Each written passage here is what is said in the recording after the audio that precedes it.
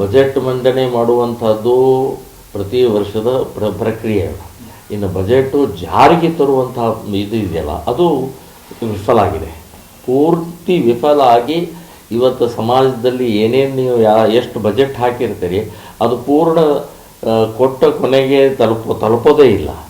ಸಾಕಷ್ಟು ಈಗ ಮೊನ್ನೆ ಸರ್ಕಾರಿ ನೌಕರರು ಅಥವಾ ಈ ಗುತ್ತಿಗೆದಾರರೆಲ್ಲ ಸೇರಿ 40% ಜಾಸ್ತಿ ತೊಗೊಳ್ತಾ ಇದ್ದಾರೆ ಈ ಗೌರ್ಮೆಂಟು, ಈ ಶಾಸಕರು ಅಂತ ಅನ್ನುವಂಥದ್ದು ಕಂಪ್ಲೇಂಟನ್ನು ಮಾನ್ಯ ಮುಖ್ಯಮಂತ್ರಿಯವರು ಈಗಾಗಲೇ ಕೊಟ್ಟಿದ್ದಾರೆ.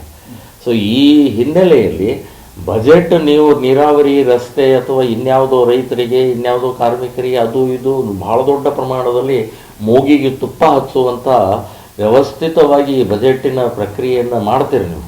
ಆದರೆ ಜಾರಿಗೆ ಬರುವಂಥದ್ದು ಇಲ್ಲ, ಆಗ್ತಾ ಇಲ್ಲ. ಸೊ ಜಾರಿಗೆ ತರೋ ದೃಷ್ಟಿಯಿಂದ ಇದಕ್ಕೇನು ಅಂತನ್ನುವಂಥದ್ದು ಭಾಳ ಗಂಭೀರವಾಗಿ ಯೋಚನೆ ಮಾಡಬೇಕು.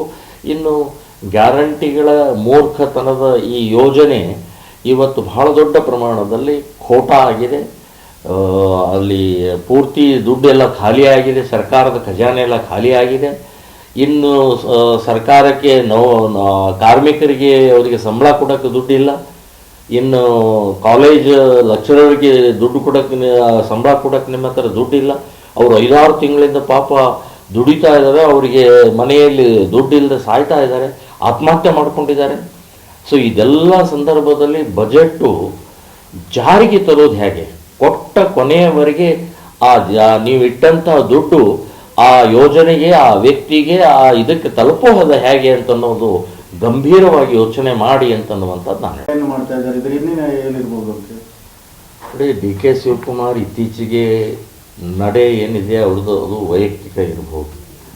ಆದರೆ ತಕ್ಷಣ ಅವರು ಬಹಳ ಹಿಂದೂವಾದಿ ಆಗಿಬಿಟ್ಟಿದ್ದಾರೆ, ಹಿಂದುತ್ವದ ಕಡೆ ತಿರುಗ್ತಾ ಇದ್ದಾರೆ ಅಂತನ್ನುವಂಥದ್ದು ಭ್ರಮೆ, ಇದು ನಾಟಕ. ಇದು ಕಾರಣ ಏನು ಅಂತಂದರೆ ಅಲ್ಲಿ ಮುಖ್ಯಮಂತ್ರಿ ಮತ್ತು ಅವರಿಗೆ ಡಿಫರೆನ್ಸ್ ಸ್ಟಾರ್ಟ್ ಆಗಿದೆ.